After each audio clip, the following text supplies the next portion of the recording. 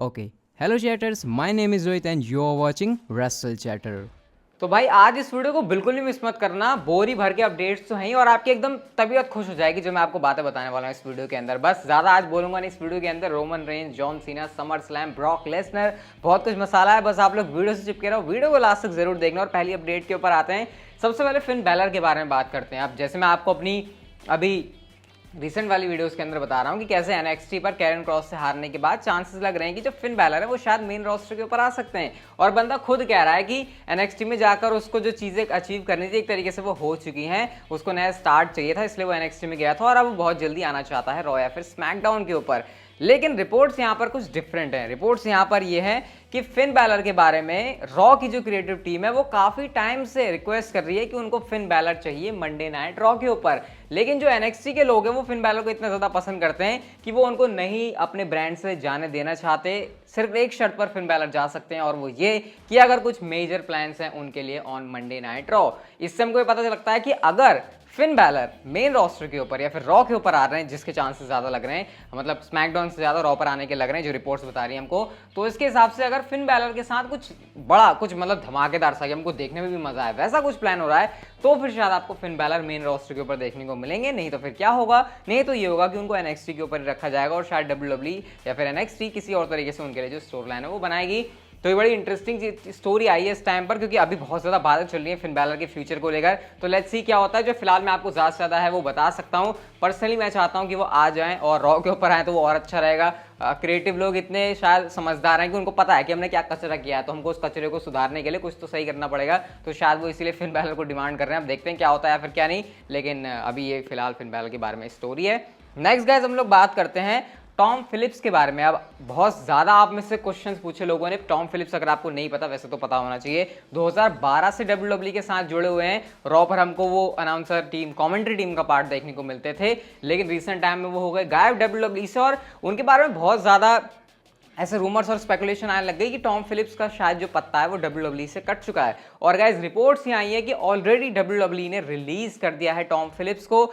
ये बड़ा शॉकिंग है, क्योंकि एक तो इज्जत के दो चार तुम्हारे पास कमेंट्री करने वाले हैं सही से। माइकल कोल का भी जो अभी रिसेंट टाइम में वो कर रहे हैं, उनको तो वैसे ही कोई रिस्पेक्ट नहीं करता। हाँ, पैट मैकेफे ने काफ़ी कुछ चीज़ें सुधारी है। तो जब आपके पास ऑलरेडी अच्छी टीम नहीं है उस टाइम पर आप टॉम फिलिप्स जैसे बंदे को निकाल रहे हो कंपनी से। अब ये रीजन इसके पीछे क्या है अभी तक डब्ल्यूडब्ल्यूई ने ऑफिशियली अनाउंस नहीं किया। मतलब जैसे अपनी वेबसाइट के ऊपर वो डालते हैं कि हाँ भाई ये बंदा रिलीज हो गया, वैसा कुछ नहीं हुआ है अभी तक। लेकिन इंटरनल्स की तरफ से हमको पता लग जाता है कि हाँ ये सब हुआ है या फिर क्या सारा सीन है।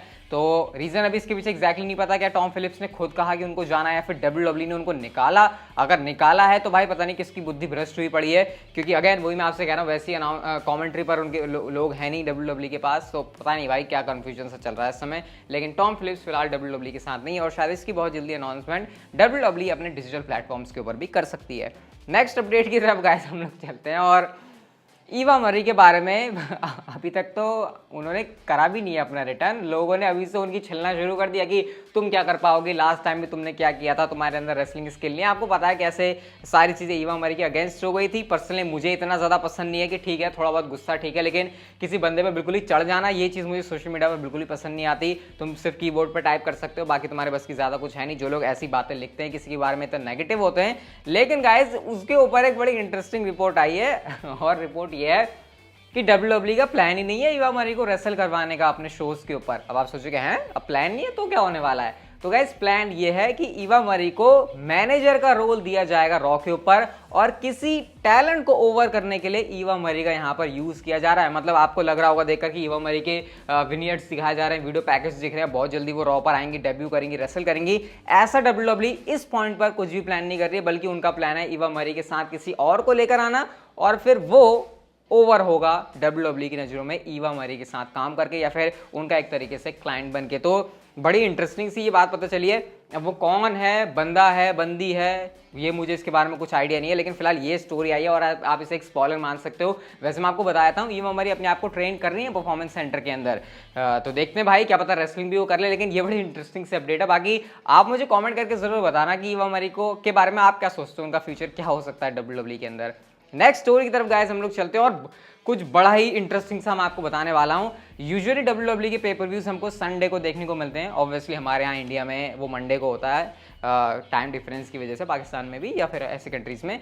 लेकिन WWE अपना समर स्लैम पेपर व्यू इस साल पॉसिबली सैटरडे को कर सकती है। और गाइस सिर्फ इतना ही नहीं, समर स्लैम पेपर व्यू उतना बड़ा हो सकता है जितना बड़ा इस साल रेसलमेनिया का इवेंट भी नहीं हुआ, क्योंकि WWE अगेन आपको यकीन नहीं आएगा लेकिन सुनना ध्यान से, प्लान कर रही है 60,000 कैपेसिटी में लोग वो आए समर स्लैम को देखने, यानी 60,000 लोग लाइव इस इवेंट को अटेंड करने आएंगे, ऐसा WWE प्लान कर रही है। अब आप बोलोगे 60,000 ये नंबर बड़ा है समर स्लैम के हिसाब से? भाई बहुत ज़्यादा बड़ा है। यूजुअली 15, 20, 25 ऐसे समर स्लैम की अटेंडेंस रहती है। ये जो 60,000 का लेवल है ना, ये रेसलमेनिया के लेवल का होता है, 60, 70, 75, 80। तो WWE समर स्लैम को इस बार बहुत बड़ा इवेंट बनाना चाहती है और सैटरडे को हो रहा है। मतलब इसकी जो डेट है वो 21 अगस्त के आसपास की अभी WWE प्लान कर रही है।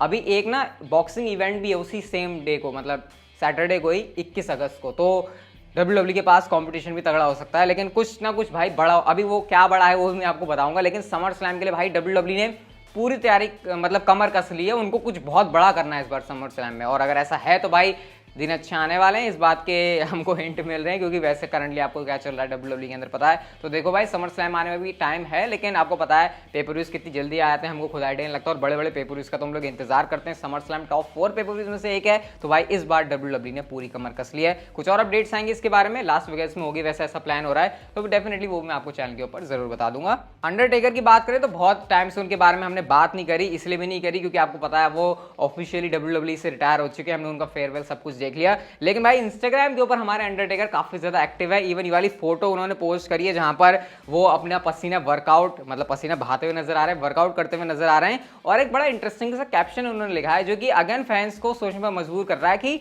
नेक्स्ट क्या हो सकता है अंडरटेकर का स्टेप। उन्होंने यहाँ पर लिखा है when one door closes another one opens, यानी जब ऑब्वियसली समझ गए आप क्या यहाँ पर अंडरटेकर कहना चाह रहे हैं। The game may be over for me but the grind never ends. कुछ ना कुछ यहाँ पर अंडरटेकर ऐसा हिंट कर रहे हैं कि पता नहीं शायद वो कुछ और एक बड़ा स्टेप लेने वाले हैं, ले सकते हैं।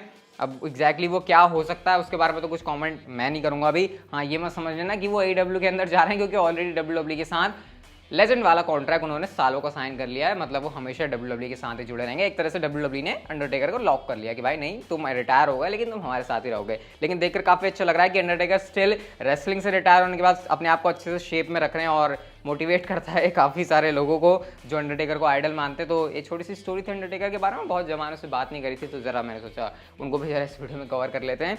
नेक्स्ट गाइज हम लोग बात करते हैं the beast incarnate Brock Lesnar के बारे में। कब ब्रॉक लेसनर आएंगे, क्यों नहीं आ रहे, कहाँ गायब हैं, ये सवाल तो हमारे दिमाग में चलते ही रहते हैं। अब ये सवाल ज़्यादा पॉल हेमन से पूछे जाते हैं, तो अगेन पॉल हेमन से पूछे जाता है ब्रॉक लेसनर के रिटर्न पर क्वेश्चन।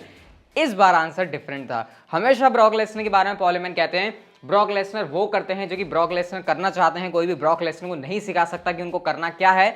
सेम बात पॉल हेमन ने यहाँ पर बोली, लेकिन उन्होंने कहा कि क्या पता, लेकिन उन्होंने ब्रॉक लेसनर की बात अपने मुंह से एक तरीके से हम कह सकते हैं हिंट दिया कि वो क्या बोलना चाह रहे हैं। उन्होंने कहा क्या पता हो सकता है ब्रॉक लेसनर लाइव फैंस के आने का वेट कर रहे हैं और वो तब वापस आ जाएं, क्या पता ह्यूस्टन के क्राउड में वो वापस आ जाएं। मतलब पॉल हेमन यहाँ पर इनडायरेक्टली ये हिंट कर रहे हैं कि अब क्योंकि लाइव क्राउड, लाइव अटेंडेंस में फैंस आने वाले हैं, तो ब्रॉक लेसनर का रिटर्न अब ज्यादा दूर नहीं है। अब पॉल हेमन ऑब्वियसली सब कुछ तो ऐसे गिव अवे कर नहीं सकते कि हाँ बता दिया लो जी ब्रॉक लेसनर इस डेट को आएगा, लेकिन उन्होंने इस वाली इंटरव्यू से हिंट दे दिया है। जिस तरीके से उन्होंने बोला कि क्या पता ब्रॉक लेसनर वेट कर रहे होंगे क्राउड के आने का, तो कहीं ना कहीं हमको इससे मिलता है कि भाई क्राउड आ रहा है ना, तो सारी चीजें पॉजिटिव होने वाली है। और पॉल हेमन की इस बात से तो यहाँ पर यही लगता है। तो फिलहाल तो भाई एक ही चीज़ है, क्राउड के आने का वेट करो। ब्रॉक लेसनर क्या बड़े बड़े नाम सारे आने वाले हैं और फिर शायद जो WWE का पुराना मजा है वो हमको फिर से लौटता हुआ दिखाई देगा, क्योंकि अभी हाल फिलहाल में अगेन चीज़ें काफ़ी ज़्यादा बेकार हो रही है। लेकिन गाइस हम लोग चढ़ते हैं हमारी नेक्स्ट एंड फाइनल स्टोरी की तरफ, जो कि आज की सबसे बड़ी स्टोरी है और खुश हो जाने वाले हो आप ये बहुत ज़्यादा सुनकर। Roman Reigns and John Cena का match summer slam pay per view के मेन इवेंट के अंदर। आप जरा आप कुछ मिनट पीछे चलो, मतलब पीछे जाने की जरूरत नहीं है, मैं यहीं पर बताता हूँ। मैंने आपसे कहा कि समर स्लैम में WWE 60,000 लोग प्लान कर रही है अटेंडेंस पे लाने के लिए।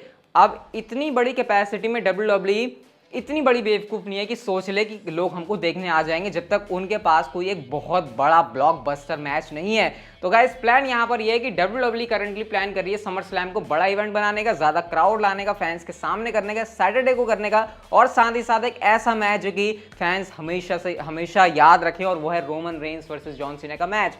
करंटली WWE इस मैच को समर स्लैम के मेन इवेंट में करवाने का प्लान कर रही है।